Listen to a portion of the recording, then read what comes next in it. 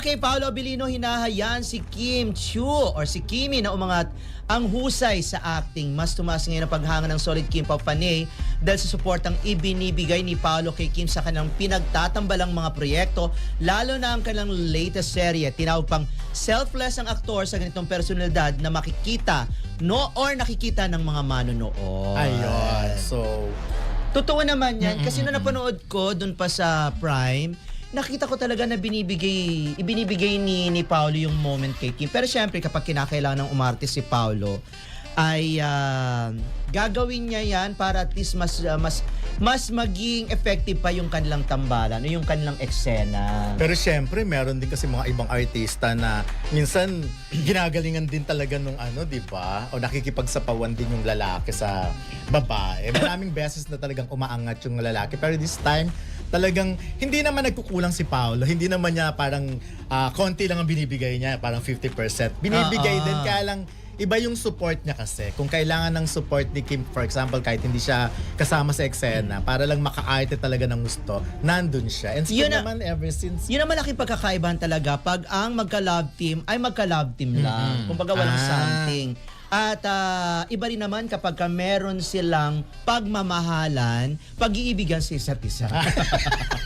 Totoo Pero yan. tanong ba, nasaan ba si Kim ngayon? Totoo yan. Pero tika muna. Sige, sagutin mo yan Doon sa ano ngayon, sa I Want ngayon, na Okay. napapanood nila, ibang-iba daw. Yes. Mas ang galing-galing daw ni Kim dito.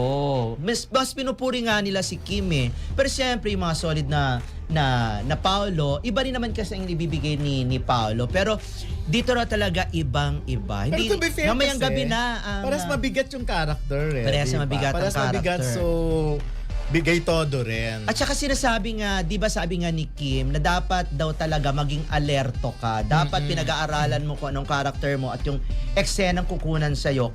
Lalo na, kapag kakasama si Paolo. Kasi nga may mapag-iiwanan ka eh. Pag hindi mo inayos ang trabaho mo. Kasi si Paolo pala pagdating sa set, alam niya na lahat eh. Oo. Pero sabi nga ganun ni Paolo kasi nga daw hindi daw matalas ang memorya niya. Katulad nung kay Kim. Kailangan medyo mahabang preparation. Kasi mga sabi nga, di ba doon sa lie detector, doon sa isang interview, lie detector ba yun or something, basta isang interview, kay Rico Hizon, sinabi ni Kim na mas magiging sharp, mas nagiging sharp ang memory niya kapag nandoon na siya at doon niya binabasa. Pero siyempre pinag-aaralan niya yun. Pero kapag nire-repaso niya, pag mayroong mga bagong binibigay at nandoon siya, kahit mga 5 minutes, 1 minute to 2 minutes, alam niya na ang kanyang dialogue. Siyempre, iba pag May mga ganon, lalo yung mga artista noon, may mga artistang ganon na mas mahusay sila kapag nandoon sila sa set na minememorize nila yung kanilang linya kaysa yung pinag-aaralan nila o Pero minememorize meron din sa kasi bahay. artista na sa pagdating pa lang sa set, memorize na lang. Memorizean nila. So may kanya-kanya palang style yan. Di ba parang sa pag-aaral, pag nagre-review ka, meron iba na mas gusto mag-review ng ngayon na tapos mamaya na exam. May iba naman na ganon. gabi pa lang. Si Coco Martin nga di ba? Wala naman siyang script kaya kinakailangan yung memorya o yung yung memorya ng kanyang mga artista dapat kargado. Kasi kung hindi, ma-award. At saka yung kina Danny Celcita noon, di ba sina Janice Belen kinukwento? Iba naman kasi ang mga dialogue, no? Napakahaba. Kilometric talaga mga dialogue, no? Na kinakailangan dun lang talaga mismo sa set, dun mismo sa eksenang yon nila i-memorize yung linya. Parang ganun si Kim eh. Pero ikaw ba, kung for example... Hindi ako. Kasi di ba nasa first slot ngayon si Kim at Paolo. So, pag nagawa na ba, halimbawa, nakagawa na si Coco Martin, tapos dapat ba ilagay pa rin siya sa first slot at gawing second slot ang Kim Pao serye? Hello, Ignacia. Meron ba kayong plano sa ganyan? Hindi kasi ako, alam ko naman talaga, hindi naman talaga nakapag-shoot pa ang Coco Martin. Talagang 2 days pa lang nagagawa niya, which is hindi pa pwedeng gawin. At nagpahinga and then April na uli. So, ang ibig sabihin ba nito, pag nakapag-shoot na, nakapag-tape na si Coco, kukunin niya uli yung first slot at magiging second slot. Maraming possibility yan eh. Ano ang tawag dito? Hindi pa siguro originally talaga kay Coco yan. Yes, yung totoo Coco naman. yan talaga, yung 8 PM na slot na yan. Originally, parang katulad nga sinabi mo, di pa pabago-bago, Yes. nag-iiba. Kasi alam nyo, yung creative mind talaga ni Coco, ang daming ganyan. Parang hindi siya nakakampante sa isa. Pag may naisip siya, okay. Siguro nakita ni Coco na hindi pa panahon para sumalang dyan sa 8 PM na yan at bumuo sila ng isang episode, baka mawala sila.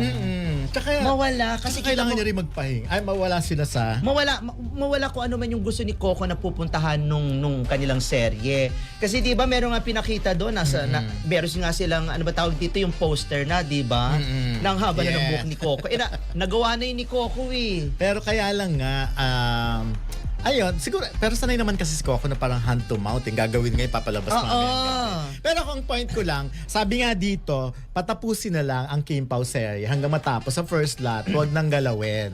Ako naman okay lang naman. Nagalawin. Katulad ng sinasabi katulad ng ibang maunawain at panatag ng mga Kim Pao. Ang sabi nila okay lang na na ibalik or ibigay kay Kim o tanggalin sila diyan sa 8 PM na yan na slot. Sa first lot. At ilagay sila sa 8:45. Kasi nga naman totoo naman dahil pag si Coco ang umoccupy niyan, mapapanatili pa rin yung viewers, sila yung lakas ng viewers, yung power nung slot na yan, and then makikerried na yan doon sa 8:45 pag doon sila at pag doon na inilipat ang Kim Pao. Ibig sabihin, it's a win-win. Pareho yan eh. Pero kaya naman kasi naniniwala ako, kaya inilagay dyan ang serye ng Kim Pao. Kasi ang lakas-lakas ng Kim Pao. So, carry nilang i-maintain kung anong power Carry, meron. No? So, ba't carry. kailangan pang ilipat sa second slot? Ako all throughout na, first slot, Carry. go na ako doon. Pero kapag kasi sinabi ni... Especially napanood na natin yung at serie talagang ganun ka-interesting. Oo, kasi syempre na kay Coco at nasa mga creative yan ng Ignacia kung dapat bang ilipat ulit tanggalin ang Kim Pao at ilagay diyan sa 8:45. Nasa kanila, pero sa akin kasi nakikinikinita ko na yan na kahit alisin diyan ng Kim Pao doon sa ilagay na diyan ng Coco, hindi magbabago, baka nga mas lalong lalakas pa. Kasi ma-maintain yun naman ang gusto eh. Yun naman ang gusto ng Ignacia, ng mga bossing na ma-maintain yung dalawang prime time na yan. Yun. Pero ako siyempre, ang laking pressure ngayon kasi ibang usapan pag halimbawa pang second slot ka. Tama ka rin naman doon. First slot yung kay Coco. Kumbaga, ano na kayo nagtutulong-tulong na kayo para mag-build up na yung audience. Pero this time si Kim, ang Kim Pao ang kailangan mag-build up eh. Kasi pipiruin mo kung inilagay ang Kim Pao sa 8:45 tapos ibang serye ang inilagay doon kay Coco. Hindi baka lumaylay. Okay. Baka lumaylay ikaw baka makuha ng Kim Pao yung laylay nung 8 PM na yan. Anyway, basta for as long as magkatulungan sila sa slot na yan. Pero ako talaga, go ako sa first slot. Oo, go ka sa first slot. Ako naman whatever, pero kung napagdesisyonan na tapusin na yung serye ng Kim Pao, okay lang sa akin, whatever. Kasi naniniwala ako sa power ng Kim Pao. Yes. Naniniwala ako sa power ng Coco Martin. At yun, naniniwala kasi ako usually dyan. yung slot na yan, ang haba-haba, ang dami-dami yung nagtutulungan. 1, 2, 3, 3 teleserye. And this time, ikaw lang kasi wala si Coco di ba? Wala pang ibang ilalagay. Yung mga susunod naman, iba parang mga na sila mga canned na mga Korean yung iba. So, basta ako, first slot, go. Oo, first slot, go. First slot or second slot, go. Okay lang sa akin. Humanga ang maraming fans kay Paolo Avellino matapos niyang purihin ang co-star na si Kim Chiu dahil sa malaking improvement nito sa pag-arte. Ayon kay Paolo, kapansin-pansin ang pag-angat ng husay ni Kim kumpara sa mga nakaraang proyekto niya.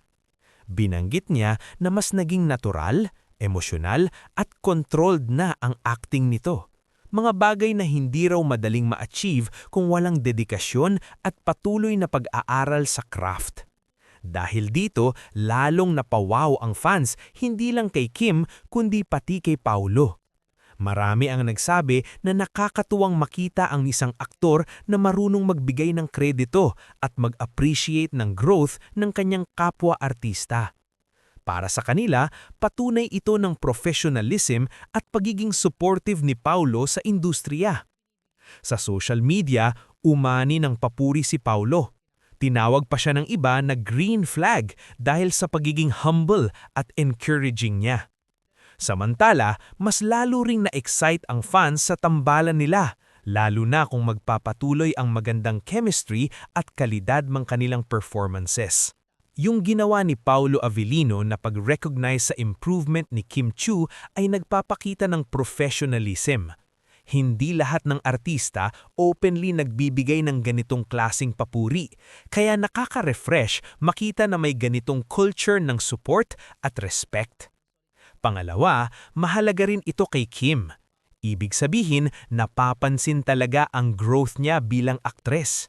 Sa showbiz, madalas nakakulong ang image ng isang artista, kaya malaking bagay kapag kinikilala na nag-i-improve at nagle-level up ang performance. Pangatlo, for fans, nakakatuwa ito dahil nakikita nilang genuine ang samahan ng mga artista. Mas tumataas ang anticipation sa mga proyekto nila. Nagiging mas relatable at likable ang mga personalidad nila. Kung titingnan ng mas malalim, ganitong klaseng interaction ang nakakatulong para maging mas collaborative kesa competitive ang industriya. Kung susuriin ng mas malalim, yung balita tungkol kay Paulo Avellino na pinuri ang pag-angat ng acting ni Kim Chiu ay hindi lang simpleng showbiz moment.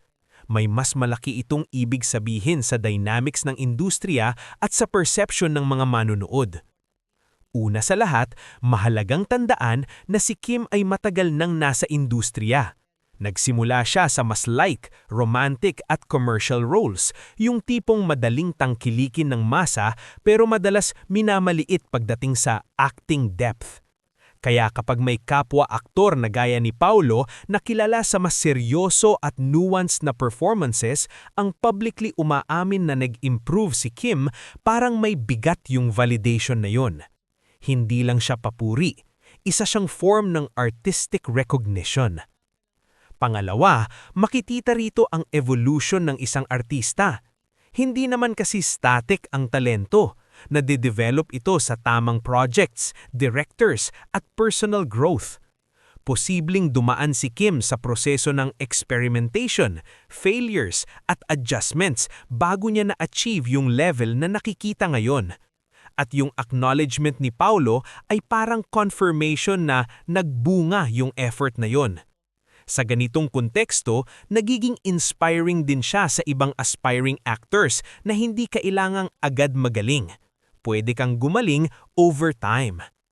Pangatlo, ang reaction ng fans ay interesting din. Hindi lang sila humanga kay Kim, kundi lalo kay Paulo. Bakit? Kasi sa isang industriya na kadalasang may kompetisyon at ego, ang pagiging vocal sa pag-appreciate ng iba ay nagiging standout trait. Yung tinatawag nilang green flag kay Paulo ay hindi lang dahil mabait siya, kundi dahil ipinapakita niya yung mindset ng isang secure na artist. Yung hindi natatakot umangat ang iba dahil alam niyang sarili niyang value. Sa pang-apat, may epekto rin ito sa tandem o partnership nila sa screen. Kapag may mutual respect ang mga artista, kadalasang mas nagiging organic ang chemistry. Ramdam ng audience kung pilit lang ba o may tunay na koneksyon. Kaya hindi nakakapagtaka kung mas na-excite ang fans. Parang may assurance sila na hindi lang visuals o kilig ang kuhunan, kundi pati kalidad ng kanilang performances. Sa mas malawak na pananaw, ang ganitong balita ay nagpapakita ng shift sa showbiz culture. Unti-unti nang nagiging mas appreciative ang industriya sa growth, collaboration at craft kaysa sa pure fame o popularity lang din. At kung magpapatuloy ang ganitong mindset, mas tataas ang kalidad ng mga proyekto at performances na mapapanood natin. Sa huli, ang pinaka-essence ng balitang ito ay simple pero powerful. Ang tunay na magaling na artista ay marunong ding kumilala ng galing ng iba. At doon parehong panalo sina Paulo at Kim. Isa bilang supportive peer at isa bilang patunay na ang sipag at pag-improve ay napapansin at pinapahalagahan. May ilang mas malalalim pang angle na pwedeng idagdag sa balitang ito tungkol kina Paulo Avellino at Kim Chiu. Isa, epekto sa career trajectory ni Kim. Ang ganitong klasing papuri, lalo na galing sa isang respected actor, pwedeng magbukas ng mas serious at challenging roles para kay Kim. Sa showbiz, perception is power.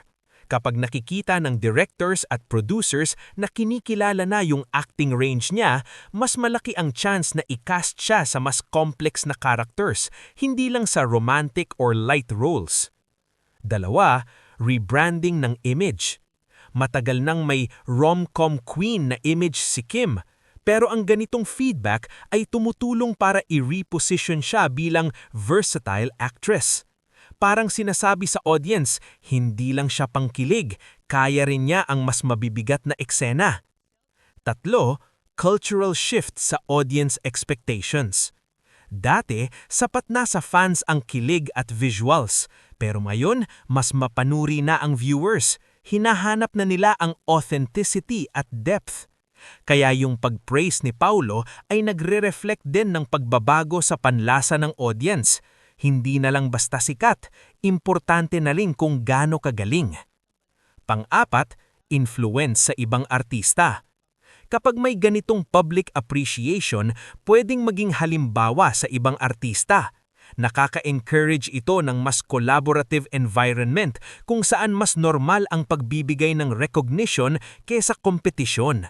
Sa long run, mas healthy ito sa industriya. Sa lima, fan dynamics at love team culture. Sa Pilipinas, malakas ang love team culture. Pero interesting dito, hindi lang kilig ang usapan, may halong respect sa craft. Ibig sabihin, pwedeng mag-evolve ang love team formula. Hindi lang chemistry, kundi acting credibility din ang puhunan. Sa anim, timing ng ganitong pahayag.